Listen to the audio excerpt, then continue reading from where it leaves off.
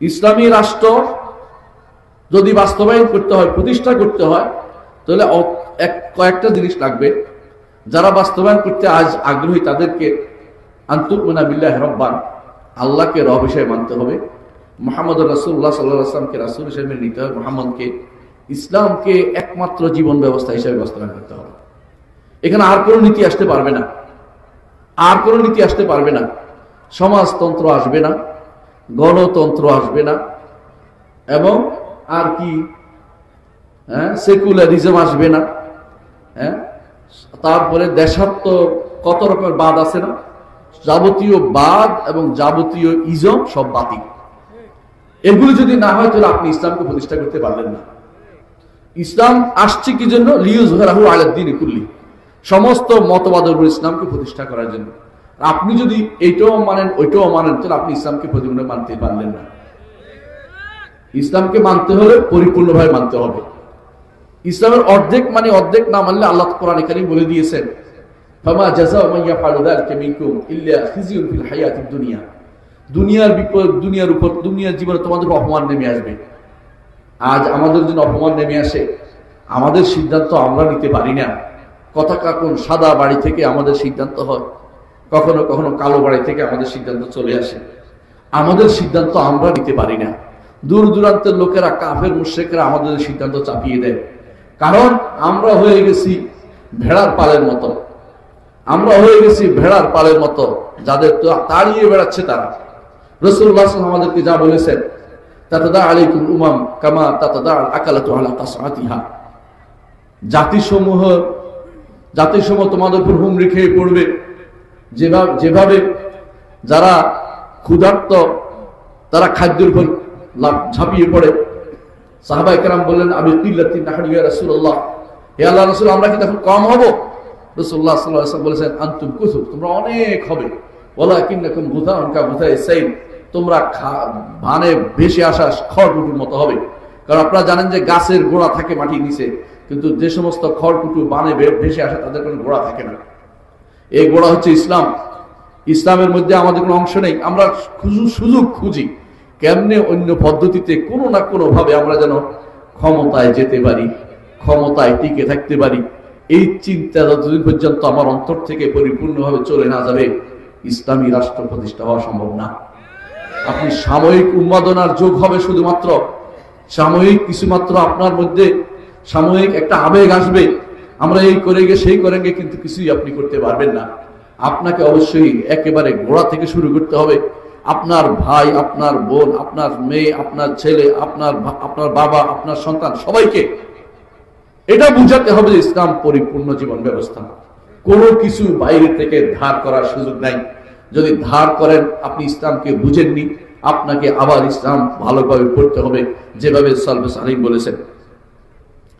দ্বিতীয় যে কাজটি করতে হবে তা হচ্ছে আপনার বন্ধুত্ব, আপনার ভালোবাসা যেন একমাত্র ইসলামের জন্য হয়। আমাদের ভালোবাসা, আমাদের বন্ধুত্ব, আমাদের ঝান্ডা ইসলামের জন্য হচ্ছে না। এক একজনে এক এক নতুন ঝান্ডা নিয়ে আসছে, সব ঝান্ডা আমরা মেনে নিচ্ছি। এত বছর স্বাধীনতার পর থেকে আমাদের উপর দিয়ে যেই চারটা মূলনীতি চালু করে দেওয়া হয়েছিল, এগুলি কি আমাদের মনের কথা ছিল? কখনো না। আপনাকে যদি জিজ্ঞাসা করা হইতো আপনি কি সমাজতন্ত্র মানেন কিনা, আপনি অসম্ভব, সমাজতন্ত্র নামক শয়তানতন্ত্র আমরা মানি না, আপনি নিজেই বলতেন। এই জাতীয় যে সমস্ত তন্ত্রগুলি আমাদের উপর দিয়ে চালিয়ে দেওয়া হয়েছে, একটাও ইসলাম মানে না। তাহলে মুসলিম দেশে যেটা চলছে, কার জন্য বন্ধুত্ব হচ্ছে, কার জন্য? আপনি যখন শপথ নিচ্ছেন, কি জন্য শপথ নিচ্ছেন? আপনি এই চার মূলনীতি, কুফরি নীতির উপর শপথ নিচ্ছেন। আপনি কি ইসলাম কায়েম করবেন আমাকে বলেন? আপনার পায়ের নিচে যেটা আছে এটা যদি না সরান, আপনি এটার উপর দাঁড়িয়ে থাকেন, আপনি এটা কোনোদিনে আপনি স্বাধীন হইতে পারেন নাই। আপনি এখন হক কথা কখনো বলতে পারবেন না। এটাই হচ্ছে আজ আমাদের অবস্থা। আমরা হক কথা বলতে পারি না কেন? ইসলামকে আমরা মূল থেকে বুঝি নাই। ইসলামকে আমরা পরিপূর্ণ বাস্তবায়ন করতে হবে মনে করি না। অনেকেই মনে করি রাষ্ট্রে ইসলাম কি দরকার? মসজিদে আছে, ওয়াজের মাহফিলে আছে, মাথায় টুপি আছে, হুজুররা আছে, ওয়াজ করে, মিছিল করে, মাশাআল্লাহ রমজান মাসে আমরা মসজিদে যাই, কিন্তু রাষ্ট্র চলবে অমুক তমুকের আমেরিকার কোন নীতিতে চলবে। এই নীতি যতক্ষণ মাথার ভিতরে আপনার ঢুকে আছে, আপনি ইসলাম বুঝেন নাই, কুফরি তন্ত্র লালন করছেন। আপনি কি বুঝেন সেটা? আপনাকে সেটা বুঝতে হবে যেটা কুফরি তন্ত্র পালন করছেন। সুতরাং ইসলামী রাষ্ট্র প্রতিষ্ঠা করার জন্য অবশ্যই আপনার যাবতীয় আপনার বন্ধুত্ব, যাবতীয় আপনার নেতৃত্ব ইসলামের উপর ছেড়ে দিতে হবে, অন্য কোনো কারোর উপর ছেড়ে দিতে পারবেন না। তৃতীয় যে নীতি অবলম্বন করতে হবে সেটা হচ্ছে এমন একটি জাতি থাকতে হবে যে জাতিটি তাদের কিছু স্বভাবে তার স্থায়ী কিছু নীতি আছে, এই নীতি কখনো পরিবর্তন করতে রাজি হবে না। 100 যদি কোনো 50%, 51% যদি বলে যে মদ চলবে, তাহলে মদ চলতে পারবে না, কারণ মদ আমাদের স্থায়ী হারাম। কথা বুঝছেন কিনা? 51% না, একেবারে 99% বললেও হবে না, কারণ মদ আমাদের জন্য হারাম। কথা বুঝাতে পারছি? ঠিক একটা উদাহরণ দিচ্ছি, শুধুমাত্র একটা উদাহরণের মদের কথা বলি, ঠিক সুদের কথাই বলেন। একেবারে 99.99 ব্যক্তি, একজন বাদে সবাই বলল। একজন কেন বললাম? উম্মতে মুসলিমা কোনদিন হারামের উপর, সুদের উপর, হারামের উপর ঐক্যমত হবে না, আমার নবী বলে দিয়েছেন। এই জন্য বলছি, যদি 99.99 যদি একমত হয়, তাহলে আপনি কখনো সুদকে হালাল ঘোষণা করবেন না। এটা সওয়াবে স্থায়ী জিনিস। এমন একটি জাতি হবে যে মুহাম্মদুর রাসূলুল্লাহ সাল্লাল্লাহু আলাইহি ওয়াসাল্লাম যেভাবে বলেছেন, যখন বলছে মদকে হারাম করা হয়েছে ঢেলে দিয়েছে, যখন বলছে সুদ হারাম করা হয়েছে আব্বাস হাজুর মেরে নিয়েছে, বলছে আমার প্রথম সুদ হারাম করা হলো আমার পরিবার থেকে, আব্বাস রাদিয়াল্লাহু আনহুর আব্বাসের প্রথম সুদ আমি মওকুফ করে দিলাম। রাসূলুল্লাহ সাল্লাল্লাহু আলাইহি ওয়াসাল্লাম সেটা করেছেন, কেউ সেটার বিকল্প কথা বলেনি। এরকম একটি গোষ্ঠী, ঈমানদার একটি গোষ্ঠীকে আপনি তৈরি করতে হবে ইসলামী রাষ্ট্র প্রতিষ্ঠা করার জন্য। দ্বিতীয়, যেখানে পরিবর্তনশীল জায়গা সেখানে শুধু পরামর্শ চলে, সব জায়গাতে পরামর্শ চলে না, সব জায়গাতে পরামর্শ হবে না। কথা বুঝাতে পারছি? আমরুহুম শুরা বাইনাহুম কথা বলে পরামর্শ চলবে, কিন্তু সংসদের যে নীতি আপনি অবলম্বন করেছেন, এই নীতির মাধ্যমে ইসলাম কখনো প্রতিষ্ঠা হবে না। কেন বলি বলেন? সংসদে এখন যাদেরকে আপনি নিচ্ছেন, তাদের সেই শর্ত কি পূরণ হয়েছে? 1 নম্বর শর্ত বিল ইজমা, সংসদের সদস্যগুলি মুসলিম হইতে হবে। সংসদ বলে আর আহলে শুরা বলেন, পরামর্শ সবার এক মুসলিম হতেই হবে। 2 নম্বর, তারা অবশ্যই পুরুষ হতে হবে। এই 2টি শর্তের কথাই বললাম, বাকিগুলি বললাম না। 3 নম্বর আছে, তাদেরকে অন্তত ন্যূনতম ইসলাম সম্পর্কে জ্ঞান থাকতে হবে। এই 3টি জ্ঞান যদি আপনি দেন, কয়জন মানুষ খুঁজে পাবেন যারা আজ সংসদে যাওয়ার যোগ্যতা অর্জন করেছে? যারা ইসলামের কথা বলে তাদের মধ্যেই দেখি অনেকে নারীকে ক্ষমতায় বসানোর জন্য ব্যস্ত হয়ে পড়ে, আবার তাদের মধ্যে অনেকে নারীকে ভাইস চেয়ারম্যান বানাচ্ছে, তাদের মধ্যে অনেকে নারী সংসদে নারীর একটা অংশ পাঠানোর জন্য ব্যস্ত হয়ে পড়েছে। এটা ইসলাম কখনো অনুমোদন করে না। নারীর জায়গা কখনো রাষ্ট্রপ্রধানও নারী হইতে পারে না, এবং সংসদ সদস্য নারী হইতে পারে না।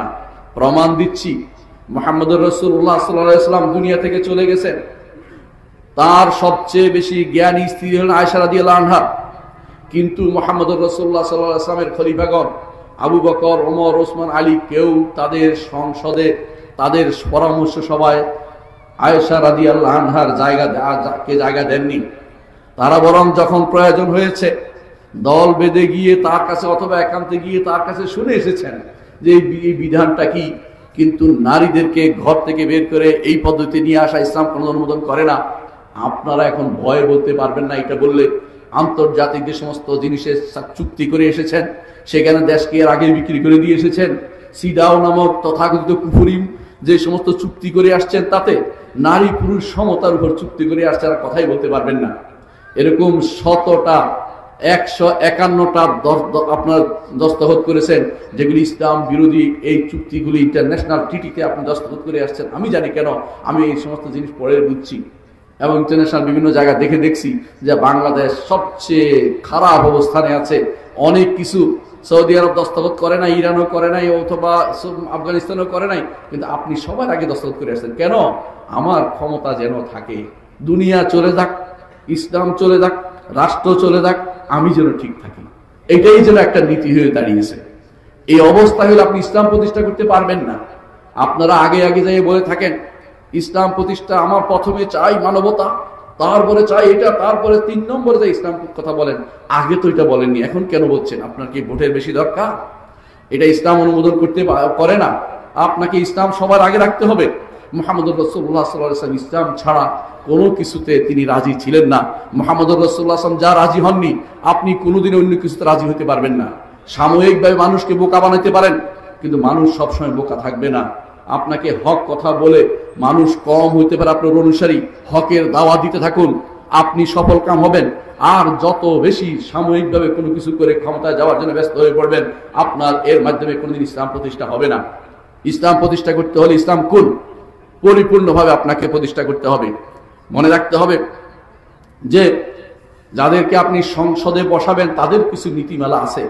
বেনামাজি কখনো সংসদে যেতে পারে না ইসলামের দৃষ্টিতে, এবং ইসলামের দৃষ্টিতে বেনামাজি এবং যারা দ্বীন বুঝে না, আকীদা বুঝে না, আল্লাহ শরীয়ত বিরোধী, তাদেরকে আপনি সংসদে রাখতেই পারেন না কোনো ক্রমেই। এরা আপনার দ্বীনকে আরো নষ্ট করে দিবে। একজন রাষ্ট্রপ্রধান ইসলাম কিছু শর্ত দিয়েছে। একটা রাষ্ট্রপ্রধান অবশ্যই মুসলিম হতে হবে, যিনি ইসলাম মানেন এরকম মুসলিম। নাম কেউ আসতে মুসলিম হলে তাকে ইসলাম মুসলিম, তাকে রাষ্ট্রপ্রধান বানানো যায় না। দ্বিতীয়ত, তাকে অবশ্যই পুরুষ হতে হয়। আপনারা এত বছর ধরে নারী শাসনের ভিতরে আছেন, শাসক সাহস করে কোনোদিন বলেন নাই নারী শাসন ইসলামে নাই। বরং কেউ কেউ দুর্ভাগ্যের বশত কেউ কেউ এরকম টকশোতে বলে বসেছে নারী শাসনের বিষয়টি আবার আলেমরা যেন পুনরায় দেখে। কি দেখবে আলেমরা? শাশ্বত জায়গাতে কোনো পরিবর্তন হয় না। পরিবর্তন হয় এই রাস্তা কোন দিকে যাবে সেটা আলোচনা হইতে পারে। আলোচনা হইতে পারে যে আমরা ট্রাফিকের জন্য যে ব্যক্তি অন্যায় করবে তার জন্য কত টাকা শাস্তি নির্ধারণ করবে, সেটা হইতে পারে। কিন্তু আল্লাহর যে সমস্ত বিধান নির্ধারিত আছে, আল্লাহর যে সমস্ত নীতি নির্ধারিত আছে, সেখানে কোনো পরিবর্তন ইসলাম অনুমোদন করে না। সুতরাং ইসলামী রাষ্ট্র প্রতিষ্ঠা হতে হলে আপনাকে অবশ্যই আগে ইসলামকে বুঝতে হবে, ইসলামকে মানুষের ঘরে পৌঁছাতে হবে, আকীদা ও বিশ্বাসকে ঠিক করতে হবে, ইসলামের নীতিগুলিকে বাস্তবায়ন করতে হবে। মনে রাখবেন, ইসলামের রাষ্ট্র প্রতিষ্ঠা হওয়ার জন্য যেই নীতিগুলো বাস্তবায়িত হয়েছে, একটা শাসক কিভাবে হয়েছে এটা আগে দেখেন। মুহাম্মদুর রাসূলুল্লাহ সাল্লাল্লাহু আলাইহি ওয়াসাল্লাম তিনি তো শাসক হয়েছেন, তাকে কিভাবে কেউ কি নির্বাচন করেছে? তাকে কি কেউ কোনদিন ভোটে দাঁড় করাইয়েছে? তো স্বতঃস্ফূর্তভাবে সমস্ত মানুষ তাকে মেনে নিয়েছে। এই স্বতঃস্ফূর্ততা হচ্ছে ইসলামের নীতি। স্বতঃস্ফূর্ত যদি না পাওয়া যায়, দ্বিতীয় নীতি হচ্ছে যে আবু বকর রাদিয়াল্লাহু আনহু করে গেছেন, রাসূলুল্লাহ সাল্লাল্লাহু আলাইহি ওয়াসাল্লাম রেখে গেছেন, যাদেরকে মজলিসে শুরা যেটা যাকে বলে প্রথম কক্ষ, উচ্চ কক্ষ তাকে নির্বাচন করে গেছেন। দ্বিতীয়ত, ওমর রাদিয়াল্লাহু আনহু আগের খলিফা নির্বাচন করে গেছেন দ্বিতীয় খলিফাকে, এটাও বৈধ ইসলামে। 3 নম্বর হচ্ছে যারা সুনির্দিষ্ট সংখ্যার ভিতরে সীমাবদ্ধ করে দেয় তার মধ্যেও নির্বাচন বৈধ। চতুর্থ, জোর করে কেউ ক্ষমতায় যদি এসে যায়, রাষ্ট্র নিয়ন্ত্রণ করে ফেলে, তাকেও ইসলাম মেনে নিতে বলে, তার বিরুদ্ধে প্রশাসন করে দেশের মধ্যে গন্ডগোল সৃষ্টি করতে ইসলাম বলে না। কিন্তু ইসলামের নীতি কিন্তু এটা নয়, কিন্তু এটা মেনে নিতে বলা হয়েছে। ইসলামের মূল নীতি হচ্ছে এটাই যে সেটা হবে স্বতঃস্ফূর্ততার মধ্যে। আর স্বতঃস্ফূর্ততা না হলে মানুষের মধ্যে যার গ্রহণযোগ্যতা ইমানের দিক থেকে বেশি, সেটাকে শুধুমাত্র বাড়িয়ে তুলবে। আজ ইমানের দিক থেকেই আমরা খুব দৈন্যতার মধ্যে আছি। এই জন্য সবচেয়ে বেশি দরকার ইসলামী রাষ্ট্র প্রতিষ্ঠার জন্য সবার আগে দরকার ইমানকে প্রতিষ্ঠা করা, সবার আগে দরকার ইসলামকে পৌঁছে দেয়া, সবার আগে দরকার আমাদের রাজনীতিবিদদেরকে ইসলাম সম্পর্কে জানানো যে আপনার নীতি ইসলাম বিরোধী কিনা আপনি দেখে নেন, আপনার এই বক্তব্য ইসলাম বিরোধী হয়েছে কিনা। আপনি ইসলাম বিরোধী হয়ে থাকলে ইসলামের কথা আর বলেন না। আপনি দুনিয়ার শাসকের মতো একটা শাসকের কাজ করে যাচ্ছেন। ইসলামী কাজ করতে হলে ইসলামিক কথা বুঝে শুনে আপনাকে সেই কাজটি করতে হবে। আল্লাহ আমাদের তৌফিক দান করুন।